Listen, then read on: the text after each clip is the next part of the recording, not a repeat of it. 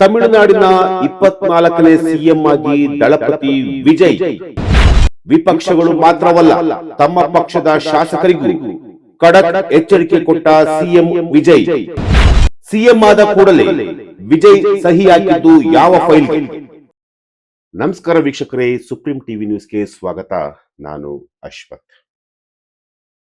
ನಟ ಕಂ ರಾಜಕಾರಣಿ ದಳಪತಿ ವಿಜಯ್ ಅವರು ತಮಿಳುನಾಡಿನ 24ನೇ ಮುಖ್ಯಮಂತ್ರಿಯಾಗಿ ಐತಿಹಾಸಿಕ ಪ್ರಮಾಣ ವಚನ ಸ್ವೀಕಾರ ಮಾಡಿದ್ದಾರೆ.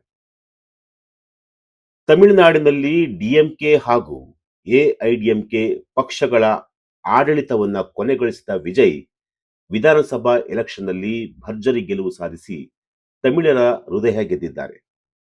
24ನೇ ಸಿಎಂ ಆಗಿ ದಳಪತಿ ವಿಜಯ್ ಪ್ರಮಾಣ ವಚನ ಸ್ವೀಕರಿಸಿದ ಜೊತೆಯಲ್ಲೇ 9 ಶಾಸಕರು ಸಚಿವ ಸ್ಥಾನಕ್ಕಾಗಿ ಪ್ರಮಾಣ ವಚನ ಸ್ವೀಕಾರ ಮಾಡಿದರು.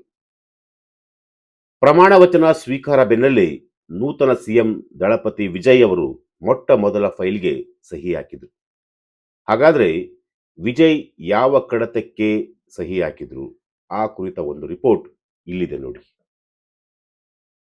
ತಮಿಳುನಾಡಿನ ನೂತನ ಸಿಎಂ ದಳಪತಿ ವಿಜಯ್ ಅವರು ಮುಖ್ಯಮಂತ್ರಿ ಕುರ್ಚಿ ಮೇಲೆ ಕುಳಿತುಕೊಳ್ಳುತ್ತಿದ್ದಂತೆ ಪ್ರತಿ ಮನೆಗೆ 200 ಯೂನಿಟ್ ಉಚಿತ ವಿದ್ಯುತ್ ಕಡತಕ್ಕೆ ಹಸಿರು ಬಣ್ಣದ ಇಂಕ್ ಇರುವ ಪೆನ್ನಿನಿಂದ ಸಹಿ ಹಾಕಿದ್ದಾರೆ.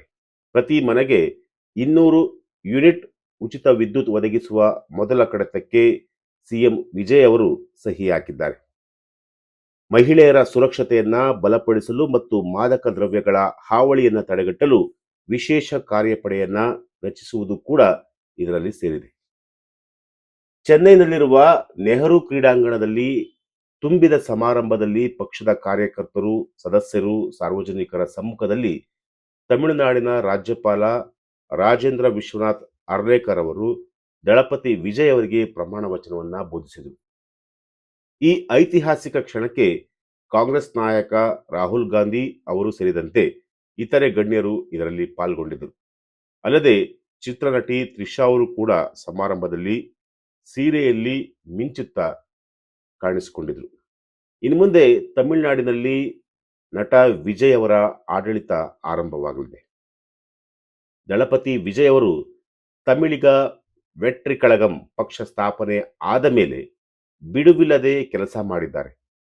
ಚುನಾವಣೆಗಾಗಿ ತೀರಾ ಕೆಳಮಟ್ಟದಲ್ಲಿ ಕೆಲಸ ಮಾಡಿ ಆಗು ಹೋಗುಗಳನ್ನ ಚೆನ್ನಾಗಿ ತಿಳಿದುಕೊಂಡಿದ್ದಾರೆ. ಜನರ ನಾಡಿಮಿಡಿತ ಅರಿತ ವಿಜಯ್ ಅವರು ರಾಜ್ಯದ ಪ್ರತಿ ಜಿಲ್ಲೆಗಳಿಗೂ ಪ್ರಯಾಣಿಸಿ ಜನರನ್ನ ಆಕರ್ಷಣೆ ಮಾಡಿದರು. ಅದರಲ್ಲಿ ಯುವ ಜನತೆ ಬಳಿ ಒಂದು ಅವಕಾಶಕ್ಕಾಗಿ ಮನವಿಯನ್ನು ಕೂಡ ಮಾಡಿದರು. ಎಲೆಕ್ಷನ್ ಸಮಯದಲ್ಲಂತೂ ವಿಜಯ್ ಅವರು ಊಟ ಕೂಡ ಸರಿಯಾಗಿ ಮಾಡದೆ ಕ್ಯಾಂಪೇನ್ನಲ್ಲೇ ತೊಡಗಿದ್ರು. ಹೀಗಾಗಿ ಅವರು ದುಡಿದಿದ್ದಕ್ಕೆ ಕೊನೆಗೂ ರಾಜ್ಯದ ಸಿಎಂ ಪಟ್ಟ ದಕ್ಕಿದೆ ಎನ್ನಬಹುದು. ತಮಿಳುನಾಡಿನ ಮುಖ್ಯಮಂತ್ರಿಯಾಗಿ ಅಧಿಕಾರ ವಹಿಸಿಕೊಂಡ ದಳಪತಿ ವಿಜಯ್ ಅವರು ಮೇ 13ರೊಳಗೆ ವಿಧಾನಸಭೆಯಲ್ಲಿ ವಿಶ್ವಾಸ ಮತ ಕೇಳಲಿದ್ದಾರೆ. ನಟ ಕಂ ರಾಜಕಾರಣಿಯಾಗಿರುವಂತಹ ವಿಜಯ್ ಅವರು ಸಿಎಂ ಆಗಿಯೂ ಯಶಸ್ಸು ಕಾಣುವುದು ನಿಶ್ಚಿತ ಎನ್ನಬಹುದು. ಸಿ ಜೋಸೆಫ್ ವಿಜಯ್ ಅವರು ತಮಿಳುನಾಡಿನ ಸಿಎಂ ಆಗಿ ಅಧಿಕಾರ ವಹಿಸಿಕೊಳ್ಳುತ್ತಿದ್ದಂತೆ ಪ್ರಧಾನಿ ಮೋದಿ ಅವರು ಟ್ವೀಟ್ ಮಾಡಿ ಶುಭಾಶಯ ಕೋರಿದ್ದಾರೆ. ವಿಶೇಷ ಎಂದರೆ ತಮಿಳು ಭಾಷೆಯಲ್ಲಿ ಪ್ರಧಾನಿ ಮೋದಿ ವಿಜಯ್ ಅವರಿಗೆ ಶುಭಾಶಯವನ್ನ ಕೂಡ ತಿಳಿಸಿದ್ದಾರೆ. ವೀಕ್ಷಕರೇ, ತಮಿಳುನಾಡಿನಲ್ಲಿ ಈಗ ಟಿವಿಕೆ ಪಕ್ಷ 108 ಸ್ಥಾನಗಳನ್ನು ಗೆದ್ದು ಈಗ ಅಧಿಕಾರದ ಚುಕ್ಕಾಣಿಯನ್ನು ಹಿಡಿದಿರುವಂಥದ್ದು. ಅಧಿಕಾರವನ್ನ ವಹಿಸಿಕೊಂಡ ದಿನದಿಂದಲೇ ಈಗಾಗಲೇ ವಿಜಯ್ ಅವರು ಸಿಕ್ಕಾಪಟ್ಟೆ ಆಕ್ಟಿವ್ ಕೂಡ ಆಗಿದ್ದಾರೆ. ಪ್ರಮಾಣ ವಚನ ಸ್ವೀಕಾರ ಮಾಡಿದ ನಂತರ ಒಂದು ಭಾಷಣವನ್ನ ಮಾಡ್ತಾರೆ. ಆ ಭಾಷಣದಲ್ಲಿ ಅವರ ಒಂದು ಸ್ಪಷ್ಟವಾದಂತಹ ಒಂದು ಡ್ರೀಮನ್ನ ಅಲ್ಲೇ ಹೇಳಿದವರು.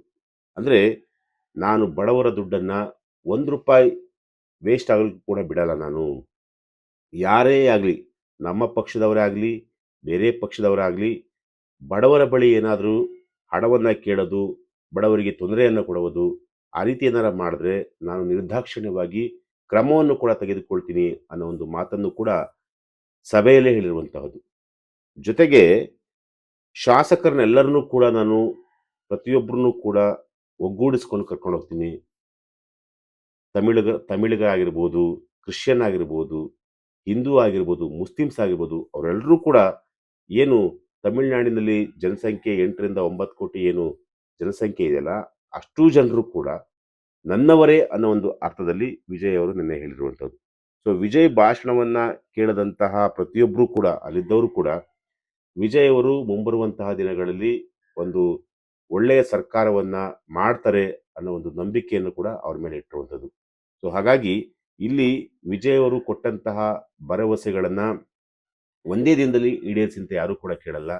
ಹಂತ ಹಂತವಾಗಿ ಆ ಭರವಸೆಗಳನ್ನ ಈಡೇರಿಸಬೇಕಾಗುತ್ತೆ. ಯಾಕಂದ್ರೆ ಕೊಟ್ಟ ಮಾತಿನಂತೆ ವಿಜಯ್ ಅವರು ನಡೆದುಕೊಳ್ಬೇಕಾಗುತ್ತೆ. ಒಂದು ವೇಳೆ ಏನಾದ್ರೂ ಕೊಟ್ಟ ಮಾತಂತೆ ಏನಾದ್ರೂ ವಿಜಯ್ ಅವರು ನಡೆದುಕೊಂಡ್ರೆ ಮುಂಬರುವಂತಹ ಒಂದು ಚುನಾವಣೆಗಳಾಗಿರ್ಬೋದು ಅಥವಾ ಮುಂಬರುವಂತಹ ದಿನಗಳಲ್ಲಿ ಅವರನ್ನ ಮತ್ತಷ್ಟು ನಂಬಿಕೆ ಇಡ್ತಾರೆ ಅವ್ರ ಮೇಲೆ. ಸೊ ಅವರನ್ನ ಮತ್ತಷ್ಟು ಹಾರೈಸ್ತಾರೆ ಅಂತಲೂ ಕೂಡ ಹೇಳ್ಬೋದು. ಎಸ್, ಇದು ಇವತ್ತಿನ ಒಂದು ವಿಚಾರ. ನಾಳೆ ಮತ್ತೊಂದು ವಿಚಾರದೊಂದಿಗೆ ನಾನು ನಿಮ್ಮನ್ನ ಭೇಟಿ ಆಗ್ತೀನಿ. ನಿರಂತರ ಸುದ್ದಿಗಾಗಿ ನೋಡ್ತಾ ಇರಿ Supreme TV News. Thank you.